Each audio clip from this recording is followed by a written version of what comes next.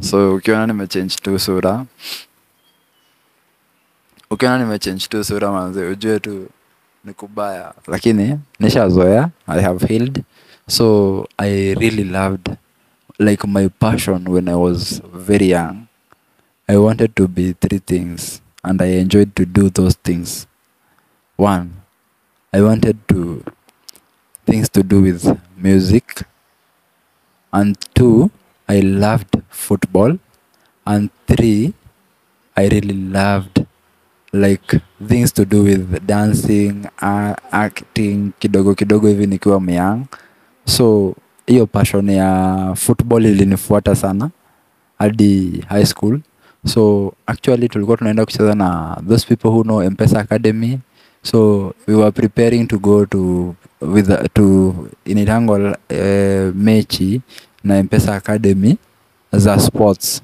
So when I was playing football, ball ilikuja tukifanya tu mazoezi. Mtu alipiga tu ball, ikakuja ikanigonga macho. So I lost my eyesight from there.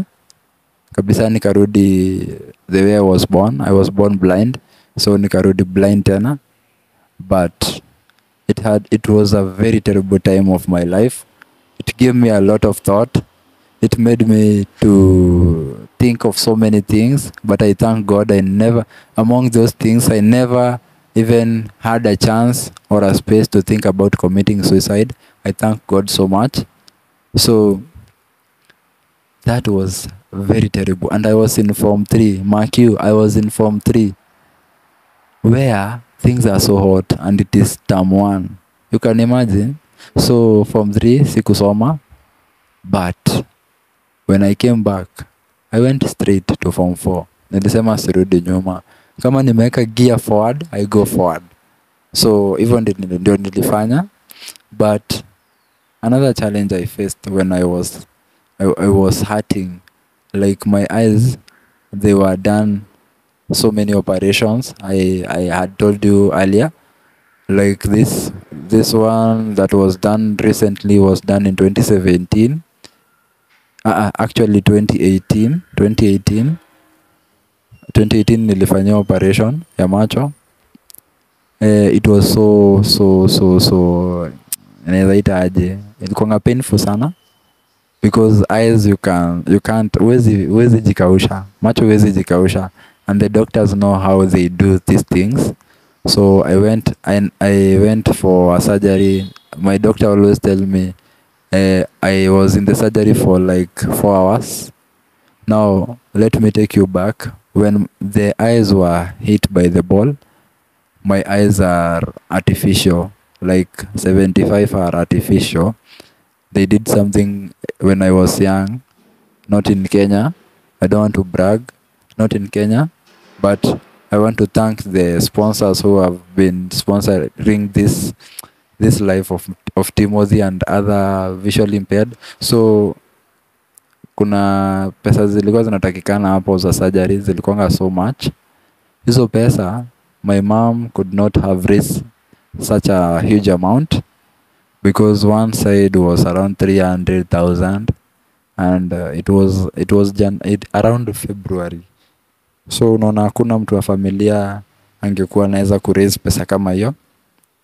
So what we did, I was at home for the entire time. When I was at home, nimewambia 75% of my eyes, it is artificial. So the black pupil is kinda glass. So venye iligongwa, ilivunjika kwa macho. So every time I was feeling like glass ni kama unakatwa na wembe inakukata na ni kwa macho huwezi vumilia. So it was so painful. I was not opening my eyes. I was not seeing anything. So it was so bad, so terrible moment of my life. But I thank God that I was able to overcome that. I don't know how, but God sent some angels, and those angels, I want to mention them for special thanking them for you saved my life. So site savers, initially they had this program, but it could not cater the entire amount. So there is Standard Chartered. They gave me the funding to go and do the the operation.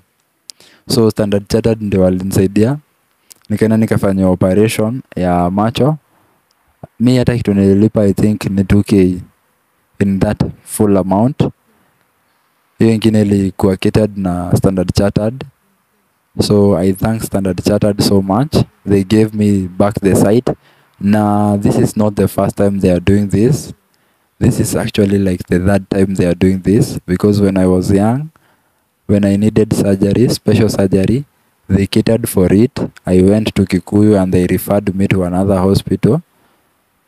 So I was young. Nasikianga ni kama nilipelekango South Africa, so international. Inaitango, acha niwafunze, bado najua French. So international, in French we said international, eh? So I went to... Mbona siamini, ni sawa tu. International. Huh? Bonjour monsieur, madame. Naambia Kate hapa nimefanya French. Anakosa kuamini. Na mimi nawaongelesha msikizaji na mtazamaji. If you are viewing this one, in the... Sema kitu atuambie kaa ni hivyo ukweli. Sasa siacha mimi nimwambie international. Sasa inaitango international, eh? Sasa kama umesikia hiyo, hebu enda hapo kwa comment section usaidie Kate na wengine wenye hawajui international ni nini hiyo. Watajua, watafurahia, na pia tutakupigia big up hapo sana ukifanya hiyo. So I was operated maybe in South Africa. I came back with sight.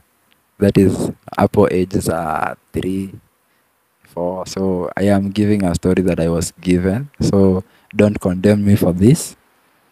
So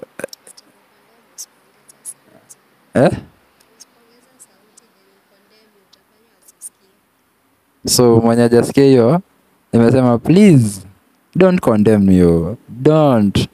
Please don't. Like sasa this is how it has been. That injury ya form 3, it really made my life to look like ilikuwa standstill. But God fought for me. God gave me the grace to go to the surgery. Also healing was so painful, so hard. Hata waleo hii naendeleanga na hizo medication treatment. Bado na utainiona siku moja nimepanga line nashindwa uri nini. Niko na kakadi ya clinic, na si ile clinic ingine. Ni clinic ya eyesight. So I always go to my doctor, Dr. Jaff. Wherever you are, you saved my life. Like when I was injured the first time, the doctor was not in Kenya. So he's an international doctor. He always go to Israel. He's from Israel actually. Anaendanga South Africa, anaenda Nigeria, anakuja hapa East Africa, Kenya. So wakati wenye amekuja anakuwa mpangiwa line sana. So even seeing the doctor inakuanga kazi ngumu. But every time I go there, ananikumbukanga, ananiambia, man, I am proud that this is the work of my hands. Manze inasikia raha. Na pia mimi namfurahia sana. Dr. Jaff, please receive gratitude from my heart. I know Kiswahili is not your language, but Kizungu is. So receive gratitude from my heart. Yeah. Umesema your operation is very painful and it last 4 hours. Na ukasema huwezi jikausha operation ya nini. Are you saying kuna operations mtu wadungu ile inaitwa anesthesia or something ya kulala? So kwa macho kuna part tutadungwa anesthesia na kuna part ingine udungangu anesthesia.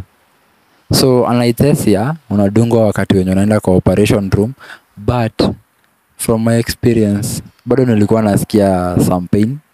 So I gandishi 100 maybe ilikuanga 80 ama 85%. And then there is the other part of it. Now you know the eyes are stitched. Now when you come out of the surgery, unakuwa ukiona tu straight hivi. Acha nikwambie venye kunaenda. Unaona tu straight. Huwezi angalia hii side, huwezi. Kwa sababu macho inakuwa imeshikiliwa. So when you unapewa time, unaambiwa like after 3 weeks come, we remove some stitches. Sio zote, we remove some. So hiyo process ya kutolewa stitches au dungangu na idhesia, hiyo inatolewango ukisikia live. Unaambiwa unaekelewa kwa mashini hivi, unaambiwa now look at, angalia juu, unaona tu makasi inatembea hapo chini, na unaambiwango you are given caution. If you do you know that, let me explain that to the visually impaired. Ukijaribu utetemeke, unajua ile kutetemeka kidogo tu, unaambiwa it will cut, the blade will cut your eye. So you always have to be still and unavumilia tu. So nimekuwa nikifanywa hivyo, nikatolewa, nikakubali. Unajua mtu akiwa na shida unaweza undergo anything ndio utoke kwa hiyo shida. It is not the pain but the purpose behind the pain. Ushakuwa philosopher, nakwambia unamwaga maneno wewe kijana. Sasa mtaniongezea another title on top of all those that I have been telling you. Call me Philosopher Timothy. Yes. You deserve it, Aki. So we are continuing with the challenges. Umesema kuna stigma, umesema wakati ulikuwa shule, other children, the bullying hivi. What about nje kwa society? Do you still face that? Ama unajua when someone sees you na hata unatembea haezi jua, you know, haezi jua like you are visually impaired. So does that confuse watu so you don't go through a lot of stigma ama? So actually stigma inakuanga, but sasa mimi niseme aje, nimezaliwa, I've been born visually impaired, grown visually impaired, I know my life as a visually impaired. So ni kitu nimeshazoea, hata sionangi ikiwa challenge siku hizi. Sasa if you see me, you're the one who sees that I don't see. But now I am comfortable with the way I can see. Sorry to all pastors, but I always say I cannot go to be prayed for nione vizuri kuliko venye naona saa hizi. Because actually nikiona vizuri kuliko venye naona saa hizi, maybe nitaona kitu yenye Mungu wako anapanga nione. So I love the way I see. I am so confident in the way I see. I am so confident in the way I walk. Because you can imagine if you are grown knowing that you don't know anything else. You know only that.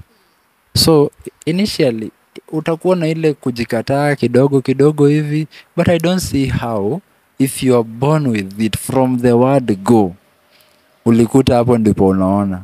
So you come to concisement with yourself and you say, now Timothy, this is how it is.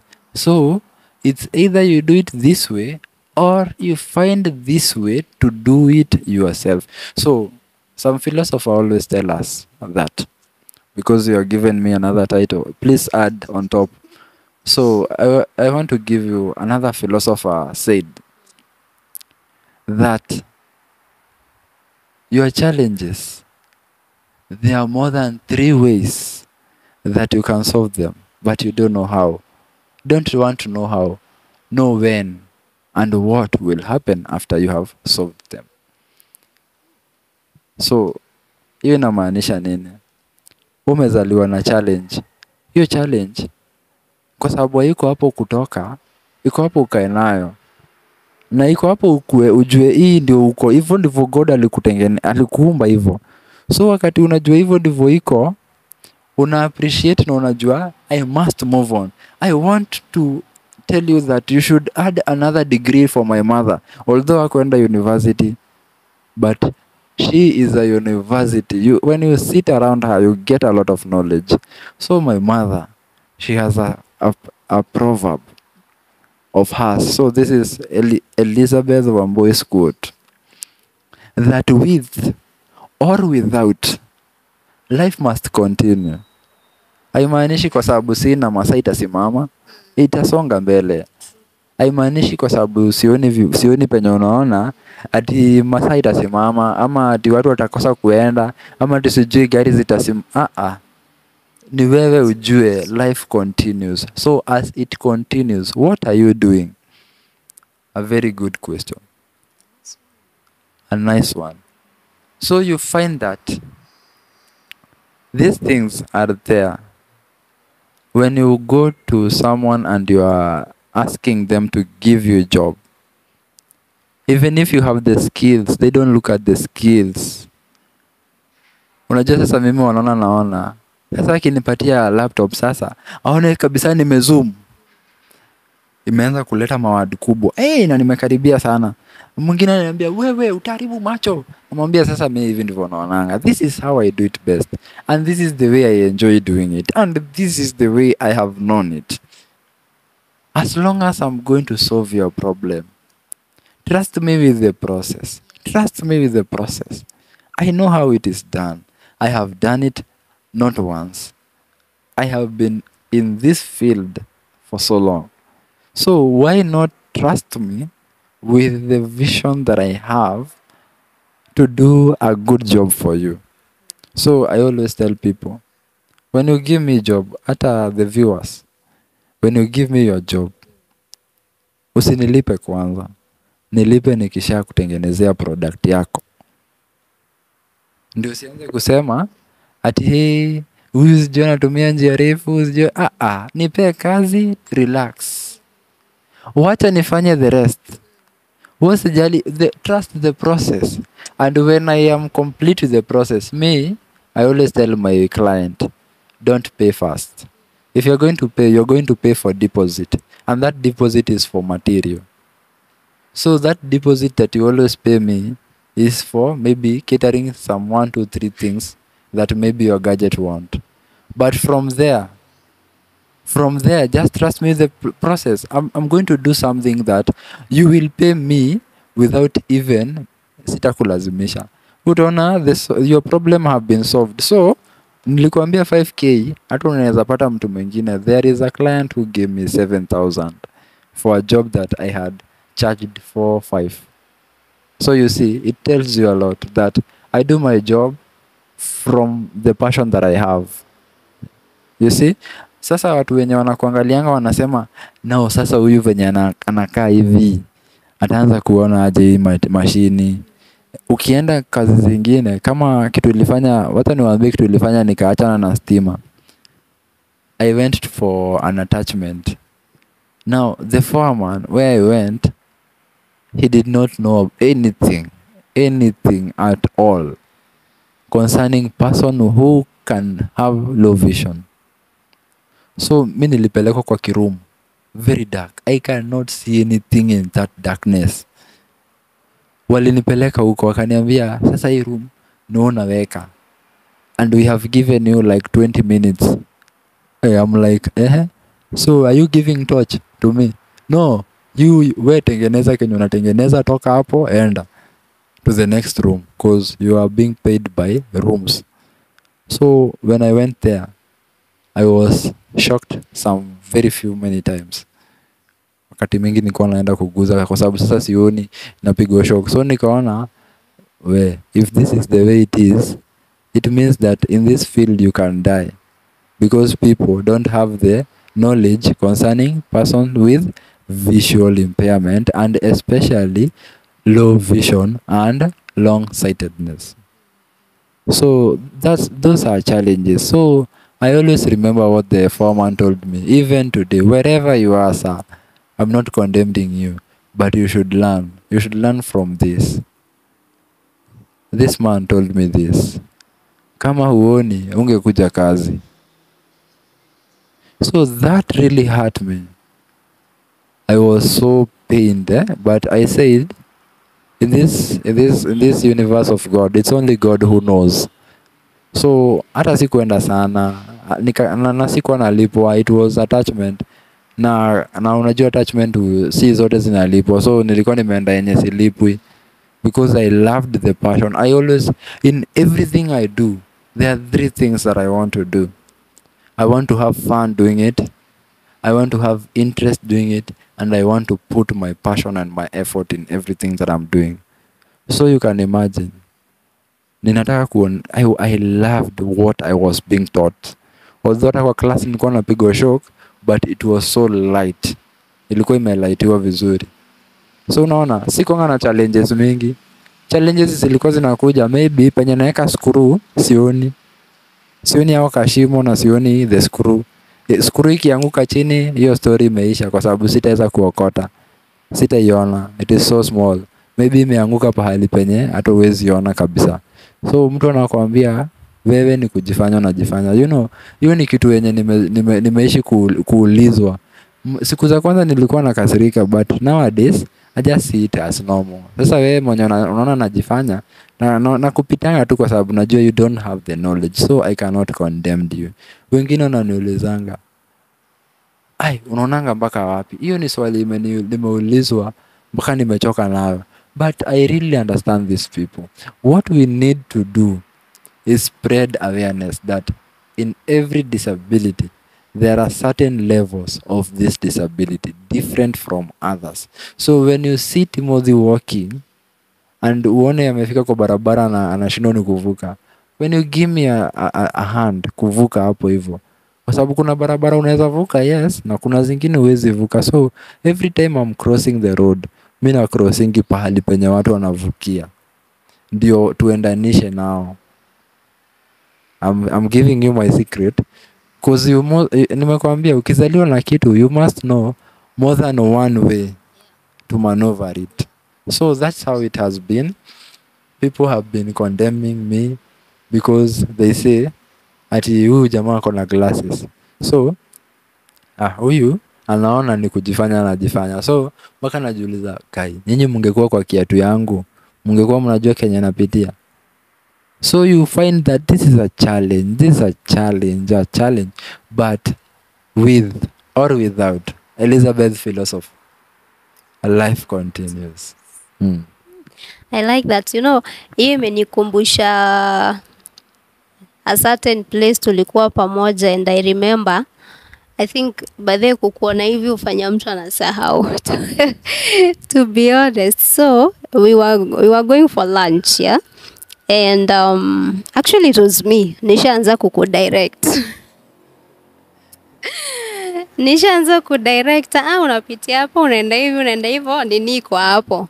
You know, mpaka ilifika mahali you are like, kwani Katrina amesahau kaniuliza, mnaniambiaje ni kama naona huko kote. That's when it clicked. Oh God. Unaona up to a certain distance, so huko ni mbali, uta need kuku escorted, ndo nikakupelekanga mpaka hapo.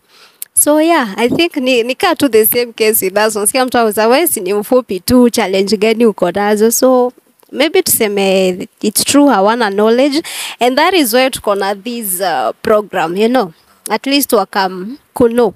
So maybe mtu akiona Timothy ni kama ako stranded kwa barabara, msaidie, mhold mkono, mvuke.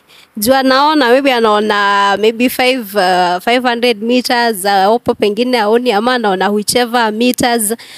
It's not really your problem kujua how far naona. Umeona ako stranded up to that point, msaidie tu, it will cost you nothing kuvukisha mtu barabara. Yeah. So actually unajua mimi kuna vitu zinanichokeshanga by the way, na lazima tu niseme, like, this is a recommendation to every government entity. The government, please listen. Niliwapea credit mara ya kwanza, now I want to take my credit back. The government has failed us in these 3 ways. Ukienda kwa hizi government institutions ama offices, people know nothing, ama they are so ignorant, they don't want to help you. Mimi kuna place naendanga, mtu ananipea ka form kameandikwa na font ndogo kabisa, na ni kwa gava, na ndio wanafaa tuangalie. Ameandika na font ndogo sana. Alafu naambiwa jaza hii. So nashindwa aje. Mimi nikiandika ati yangu itajaa hiyo karatasi. Sasa unaongojea niandike. Alafu na nikiandika kubwa unanipigia kelele. What is that? What is that? Please, government, give sensitization to all ministry, all government agencies, and all government offices. Another thing, kuna hii kitu yetu tunaitanga National Council. I think we should come on board ama turudi back to the drawing board. We come again and ask ourselves, what is disability? Because mi wezi nipea kadi, Kenya ilinipea identity. Hiyo identity nikienda kwa government offices inanisaidia. And everywhere. Hata nikienda niseme nimetoka hapa nimeenda France. France are becoming very soon. Nimeenda France. Si nitaulizwa, give us your identity. Si nitapeana very proud. Napeana, this is my Kenyan ID. Kwanza ninawaambia, this is the Kenyan ID. A very beautiful card. But when we come to the National Council, there is something that also National Council is not telling us. When we talk about persons with disability, and when you are giving this card for persons with disability, in your own understanding and capacity, what is this levels? Do you even sensitize people concerning these levels? What are you doing concerning telling people there are black albinism? People who have the color of another man but has the albinism. Those people are dying. When you come to this, the visually impaired, the group where I am, when you want to do something, they tell you, now, like when you're applying for maybe, let's say, kila country, inaangalianga watu wao wenye wako na disability. I want to give you a very good example. Although ni majuu, lakini you should learn from it. Ukiwa majuu, in Canada, you are given allowances. Hiyo najua Kenya saizi. It is the next like 20 to 50 years. Tutafika hapo. We still trust in the process. So they cater for their own people. Like they know what is disability and what it means to be person with disability. But when you come to Kenya, things are so different. Vitu ni different sana kwa ground. Like uko na kadi, umeenda ku apply for maybe tuseme inaitangwa aje ile tax exemption. Umeenda ku apply tax exemption, mtu mwenye ako kwa hiyo ofisi anakuambia ati hii tax exemption inapewa ule mtu totally. Kwani mimi niko na disability, nilikosea nani? Actually unajiulizanga basi kadi ni ya nini? But me I have the card na siwezi kuambia kadi imenisaidia aje. Process your tax exemption yenyewe ni stressful. Maka you're like wachana nayo. So mimi nilielezwa the process and the people have been there, the pain they've gone through, nikaachana nayo. And then it's not even permanent. Unasikia ati hata hii kadi yetu ya disability you should renew. For us like short stature, I will forever be short. So why do you want me to renew after 5 years? Do you think una miracle ita happen after 5 years nirefuke? After 5 years tena ni renew tax exemption. I'm not getting taller just because nimepata tax exemption or that card. So mnatupea stress. The process yenyewe ni stressful. Unaenda kwa ofisi ya zenye ziusaidia people with disability na hiyo card unaambiwa no, we only deal with very severe cases. Then what's my card for? Like, these are questions you should ask yourself. Why? Let me tell you very, very frankly and without fear of condemnation. Me, I don't see the essence of having this card at all. Why? We must ask ourselves why. This is a very good question, important one that we should ask ourselves before we do anything. Like, why did you give us this card? Why did you say that you deal with persons with disability? Why is that office under persons with disability? Kwa sababu hii kadi ni kama maua. Hata I don't carry it. Let me be frank. Because I don't see the essence of having this card. Mnatusumbua haki.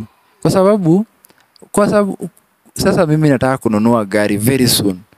Lazima nitakuwa na hiyo kadi, ndio pale kwa costume duty na vitu kama hizo. Sasa unaniambia aje ati wewe unaweza ona. So kama naweza ona, so what? Mbona umenipea kadi? Na kwani huyo daktari mwenye alikuwa anaandika hizo vitu zenye nilileta hapo, kama ama muulize hawa madaktari kama wanafanya kazi basi. Kwa sababu umenituma kwa daktari, nimeenda nimefanywa assessment, nimelipa pesa hapo, nimetumia my time, nimesacrifice a lot for that day because of getting that assessment and recommendation. Now, after I have given you my recommendation, I don't understand at all why you will give me this card na iandikwe hapo jina yangu vizuri sana, Timothy Kungo Wambui, na iwekwe mpaka hiyo registration number, na ifanywe hizo vitu zote type of disability, and then when I come to your offices you are not recognizing the card. Why are you giving it to us? Swali mzuri sana. So I welcome you. You know, I have told you once and again, I will repeat that initially things are not good, but we should come back to the drawing board and now redefine again who is a person with disability, because we are wondering, unatufanya tunazunguka dunia hii ni kama hatuna wenyewe. When you talk about severity, yes, there are cases that are very severe than mine, and I appreciate that and I acknowledge that. But we have our challenges. Now I want to lobby to persons with visual impairment. Hapa kid, acha nikuambie, watu wanalia huku nje. I can even recall in Kiambu, and I am not fearing to say this, tulifanya maandamano for person with visual impairment wakati wa COVID, imagine. So you can imagine a low vision mwenye anataka kuvukishwa barabara, a totally person na huyo long sighted. Nimekwambia long sighted pia yeye anafaa hesabiwe hapa kabisa, ni wetu ndani kabisa. Sasa sielewi huyu mtu unasema ati yeye ana risk ya kupata COVID, wakati umeshika huyu mtu umemvukisha barabara. That was COVID time. This was our argument, and it was based on legal basis. So we know tunajua rights zetu. Huyu mtu utamshika mkono umvukishe barabara, umemshika mkono. Huyo mtu mwenye amekushika mkono pengine ako na hiyo COVID, si amekusupply, and the way COVID was so severe, so you are wondering, they are saying they are giving some people this amount, not even one person with visual impairment, hata ule blind totally kabisa, hakuna mtu alipata hiyo pesa. Tuliambiwa aje person with visual impairment are not disabled. I wonder, and I want you to put this in a big bracket and ask yourself with a very big question mark. Who is a person with visual impairment? Who is short statured person? Who is a deaf? Because you know, also in deaf community, kuna ule mwenye tunaitanga hard of hearing. No, hard of hearing ni kama venye tuko na hizi categories zetu. Kuna low vision, kuna short long vision, na kuna ule mwingine mwenye ako totally blind. There is someone who is totally like kabisa, yeye mwenyewe asikii kabisa. Na kuna ule mwenye maybe anasikia na side moja, na kuna ule maybe yeye anasikia na masikio yote lakini kidogo. Utasema aje kuhusu hao watu? Kuna mtu mwenye ako na epilepsy, ukimwangalia kabisa mwili yako nayo sawa, kila kitu iko sawa, but until you sit down with this person and you know the challenges that they are facing, you will be condemning us, saying watu wanajifanya, but also the agencies that zenye zinafaa kututetea, they are not doing anything. So I am calling upon even the sponsors wenye wataona hii. You can sponsor this. Unaweza sema kwa kaunti yako, hebu enda ufundishe watu 5 kuhusu persons and the rights of persons living with disability. Because we should come to a point where everyone understand us so that we may live in harmonious way. This is very important, and if you are listening to this, I am not fearing to be condemned. By the way, mimi kama ni siasa, sipigangi siasa za, I speak what is real and I speak what is fact. And if you want any proof, reach out to me. I have a lot. Mimi nikiamua kwenda kotini saa hizi, I think nita-attack hizi government institutions zote, hata president asikize. Unajua president pia yeye kuna kitu alitufanyia, lakini tutaongea hiyo siku nyingine. Na hiyo anafaa ajue we have our right, na tutakuja hapo. Kama ni status tunakuja State House. Si ni hapa hivi tu. Tutateremuka hapo very soon. When you see us in your doors, the governors, the MPs, Mr. President, when you see us in your doors, jua kuna kitu tunataka tukae chini, tuongee, turekebishe. Mswahili akasema, usipojenga ukuta, usipojenga ufa, ukijenga na ukiziba ni the same. Usipoziba ufa utajenga ukuta. Katerina Mswahili wetu amesema yote. Sasa mashallah amekamilisha shughuli, amewafikisha ujumbe uliofaa kutoka mdomoni mwangu. Sasa Katerina amewafanyia favor, amewapenda sana. Amewaenzi kipenzi chenu hiki. Dawayanza. Kipenzi chenu anawapenda sana. Anaitwa Blissful Soul hapa. So, are we done with the charges? Your day to the charges? There are so many, but sitaki kupea watu kazi ngumu. Unajua inaambiwa ukipea watu chakula mingi, wanashindanga ni kumaliza, wanaacha hapo. Sasa nataka kwanza mumalize hiyo yenye nimewapea, so that you can digest it. Let's start. So that sinimwekea kwa sahani. Now it is on your table. You take the spoon, you put it in your mouth, and then you chew it very slowly as you're thinking about it. The taste is so good. I told you guys, I am a chef. Top level chef. So mimi niko na titles mingi na niliwaambia sijakuja kubrag. So huyu chef amewekea chakula, amewekea nyinyi sasa mle kwa Kiswahili chetu. Unajua nimetoka Mombasani pia. Wali wenyu mule kwa usalama, tena mtafune pole pole, tena mmeze na iweze ikasagwa. All right.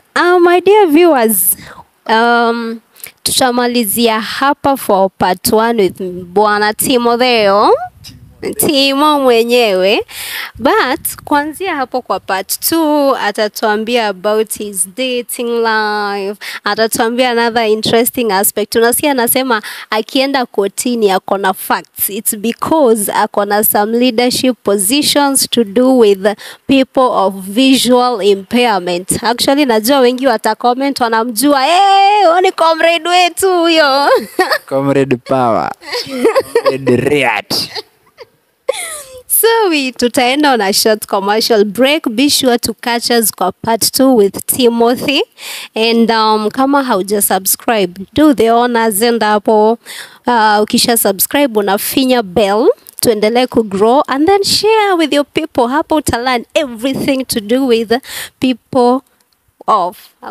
people with disability, PWDs. A lot about our life utaipata hapa. So see you on the next one. It has kuna watu walikuwa wamesema wanataka namba hapo. Tutaweka na tuweke bado part 2 waambie. Sasa unajua mimi sitaki kuacha hanging, si ndio? Yeah. Mimi nataka hii simu iko hapa ipigwe. Na ikikosa kupigwa nasikianga vibaya sana. So tafadhali ingia hapo, namba ni rahisi sana. Ni kama 07 hivi. Umeandika hiyo 07 and then uongezea 42. and then weka 765. 765. Kumalizia ndio rahisi. 488 hivyo tu. 488. Yeah, Timothy the stylist, the wisest man. Engineer, no ujite engineer. Unaweza niita engineer. On appelle moi ingénieur. Oui? Oui. Sawa guys, see you on part 2 of this one. Be sure to call him up for job yoyote to do with IT. Sawa. I'm electrical engineering. Acha tufanye hivi. Leteni kazi zote. Sishindi ni kazi. Kazi ukishaweka kwa mkono yangu, wewe ngojea results. Nilipe baada ya kazi. Amen to that. See you. Situambie see you later. See you later.